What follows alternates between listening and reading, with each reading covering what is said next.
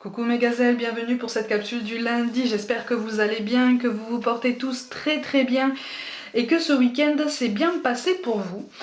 Comme d'habitude, on va regarder les énergies dominantes donc pour certains d'entre nous. Ouh là là.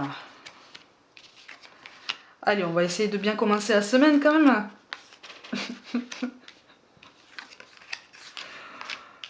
Ok. Ah oui, d'accord. Bon. Bon, ben on est frustré, hein. Commencer la semaine avec ce genre de message, bon, ça pique un peu, mais c'est comme ça. On est un peu frustré, mais il va y avoir réconciliation, ou en tout cas il va y avoir prise de conscience qu'à un moment donné il va falloir bouger. Au niveau relationnel, puisqu'on ressort comme ça, hein. Au niveau relationnel, effectivement, on est dans l'impasse, ou en tout cas on a l'impression d'être dans l'impasse par rapport à quelqu'un. De toute façon, de toute façon, il y a beaucoup de doutes, il y a beaucoup d'angoisse, on nous demande de travailler aussi sur nous là. J'ai l'impression qu'en fait, cette rencontre, cette connexion s'est faite un peu trop tôt, dans ton parcours comme dans le sien.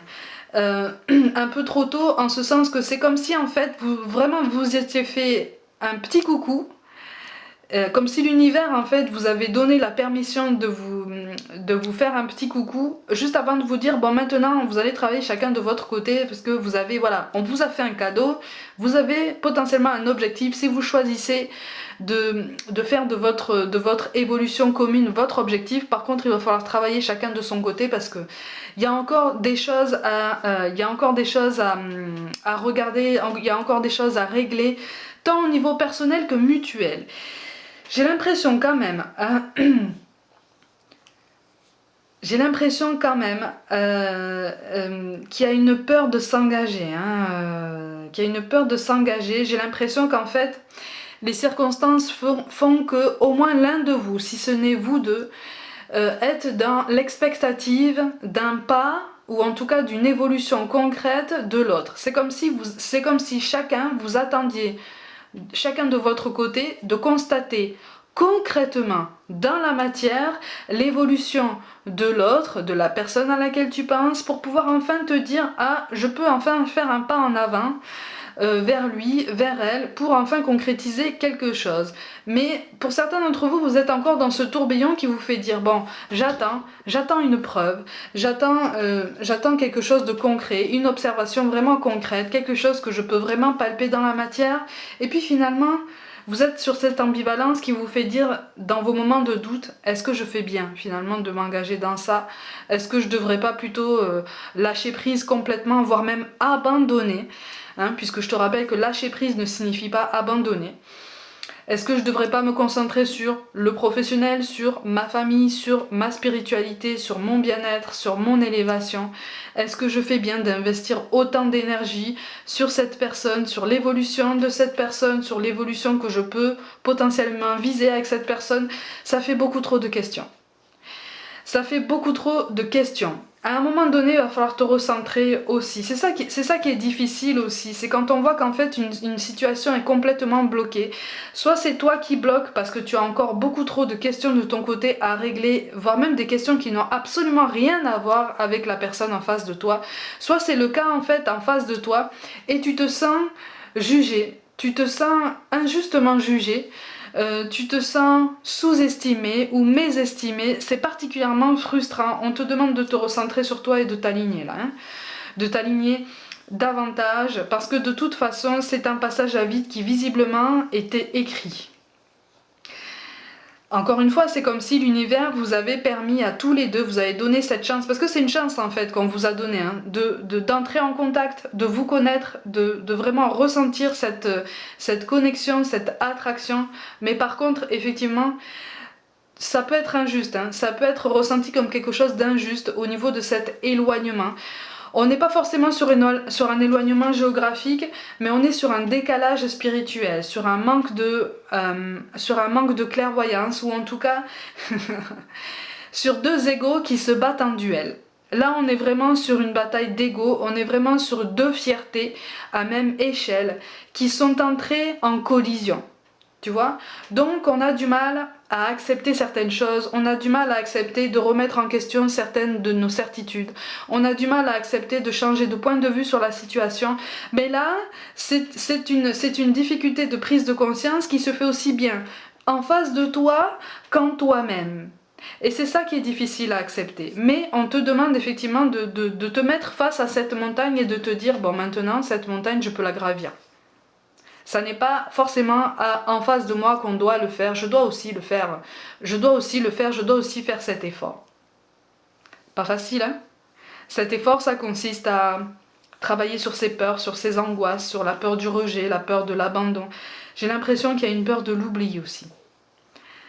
Il y a une peur de l'oubli, comme si dans cette période noire, en fait, dans cette période sombre, très nébuleuse, tu avais peur d'être oublié par cette personne. Tu as peur que cette personne t'oublie. Tu as peur... Oh, ça ressort très très fort, hein. Tu as peur que cette personne t'ait oublié, tu as peur que cette personne te remplace. On attire ton attention sur le fait que ça concerne une énergie qui ne t'appartient pas. Donc si tu restes focalisé sur cette angoisse, et c'est très facile hein, de rester focalisé sur cette angoisse, c'est normal, hein, c'est normal, on n'est pas des machines, hein. On veut tous être aimés, on veut tous être considérés, on veut tous être vraiment pris à notre juste valeur. Hein. On a du mal, hein, on a du mal à lâcher prise, hein, mais on nous encourage vraiment à le faire en fait. C'est un travail qui se fait dans la douleur, c'est un travail douloureux. Pour commencer la semaine, c'est top. Hein. Mais si c'est un message qui tombe là, même s'il pique un peu, ça veut dire que c'est un message qu'on est prêt à entendre, même si ça fait mal. Même si ça fait mal. Je ne suis pas en train de te dire que ton autre t'a remplacé. Je ne suis pas en train de te dire que ton autre t'a oublié. Puisque j'en ai pas l'impression d'ailleurs, de toute façon. Mais en face de toi, on a aussi une personne qui est en train de lutter contre son ego, contre sa fierté. C'est pas facile. C'est pas facile non plus. C'est aussi pour ça qu'on vous a éloigné en fait. C'est aussi pour ça que les circonstances vous ont éloigné. Tu vois, c'est pas pour rien qu'on te parle de prise de conscience de ton âme sœur. Mais ça te concerne à toi aussi. Tu vois, ça te concerne à toi aussi. La lumière naît de l'obscurité. Il y a quelque chose que de toute façon... Il y a des questions pour lesquelles tu n'es pas appelé à avoir des réponses immédiates. Aussi bien toi que la personne en face de toi, même si tous les deux, et ça vous aurez tous les deux du mal à l'admettre, même si tous les deux vous êtes persuadés d'être dans le vrai, d'avoir toutes les réponses et d'agir comme il faut. Il y a des remises en question à mettre en place des deux côtés là. Il y a des ajustements à mettre en place des deux côtés. C'est ça qui pique, hein. C'est ça qui pique, mais c'est nécessaire. C'est nécessaire. Et c'est aussi pour ça que vous avez l'impression tous les deux, ou en tout cas que toi, il y en a un de vous, de toute façon, l'un des deux, il y a un déséquilibre à ce niveau-là, c'est-à-dire que on est sur deux fiertés, sur deux égos qui s'affrontent, qui se font face. Mais l'un des deux est plus ouvert aux remises en question. L'un des deux est plus ouvert au développement que l'autre, ou en tout cas de toute façon vous abordez cette élévation d'une façon différente. Et j'ai l'impression qu'on est sur deux polarités opposées, à la fois opposées et complémentaires. Et c'est ça qui rend le travail d'autant plus compliqué. Tu vois, c'est parce que quelque part tu incarnes, on fonctionne tous en miroir, on est tous interconnectés. Hein. Quelque part tu incarnes ces angoisses, ces peurs, quelque chose que peut-être il ou elle ne se sent pas capable encore d'affronter. On est sur le même schéma en sens inverse aussi. Tu vois, donc c'est un travail d'ajustement. Vous êtes comme deux animaux sauvages en fait. Deux animaux sauvages qui se fixent comme ça. Vous êtes de la même espèce pourtant. Tu vois, vous êtes de la même espèce. C'est comme si vous étiez par exemple deux lions comme ça qui se font face. Vous êtes de la même espèce puisque vous êtes deux lions. Mais par contre, vous avez du mal. Vous avez envie de vous entendre, mais vous avez du mal à comprendre de quelle façon est-ce que vous pouvez vous entendre. L'un est prêt à aller en face à face, l'autre est plus dans la réflexion en train de se dire je vais jouer la stratégie de l'évitement, je vais te tourner le dos, je vais te conseiller d'aller un petit peu plus loin, et puis peut-être qu'un peu plus tard on va se rencontrer quand tu auras réfléchi. Hein. quand tu auras traversé certaines épreuves. Comme si tu n'avais jamais traversé aucune épreuve de ta vie. Tu vois?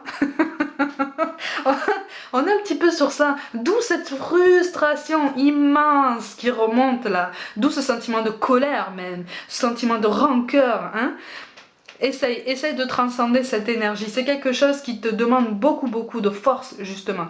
Essaye de switcher cette énergie dans quelque chose de plus pertinent et essaye de te dire, bon allez, ok, d'accord, je tourne le dos, je vais travailler de mon côté. Mais par contre, moi j'essaye de faire confiance en l'univers pour faire en sorte que nos chemins se croisent à nouveau bientôt.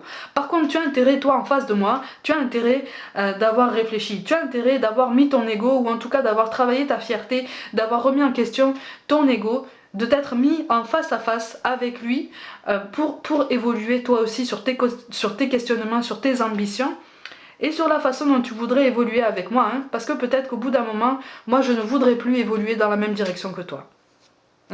D'accord? Hein? Garde ton libre arbitre, hein, ma gazelle. Hein? Poursuis ton raisonnement personnel. Hein? Je dis pas que la relation est vouée à l'échec, attention. C'est pas ce que je suis en train de dire. Mais par contre, on est tellement sur deux guerres d'ego là, que effectivement ça risque d'être explosif si vous essayez d'aller un peu plus vite que la musique. C'est ça qui est dommage, tu vois? Au niveau professionnel, tu as la carte du guérisseur et du retard qui est tombée. Effectivement, il y a des décisions que tu aurais dû mettre en place, que tu aurais pu mettre en pratique. Concrètement, dans la matière, il y a quelques temps déjà, il y a plusieurs semaines déjà, on me parle d'il y a 1 mois et demi. Visiblement, il y a 1 mois et demi, tu aurais pu déjà planter certaines décisions dans la matière et tu ne l'as pas fait. Tu ne l'as pas fait parce que tu t'es dispersé, parce que finalement, tu ne savais plus dans quelle direction tu souhaitais aller. Il est temps, hein? Il est temps. Il est temps de poser des intentions, il est temps de poser des actions, il est encore temps. Au niveau administratif, on me dit qu'en fait, tu arrives à la date limite par rapport à quelque chose que tu souhaites mettre en place. C'est comme si tu avais un dossier à déposer, comme si tu avais une demande peut-être à déposer dans des organismes bien officiels. Et c'est comme si la date butoir arrivait. Attention, hein, attention. Attention, mets en place certaines actions parce que sinon tu risques de rater le coche. Et tu risques d'être encore plus perdu, tu vois. C'est pour ça qu'on a le 10. Ah, on a le 10 de carreau, l'as de pique, le 8 de trèfle, la dame de carreau et le roi de pique. Ben oui. Eh oui. Là, on est sur les deux lions. Hein.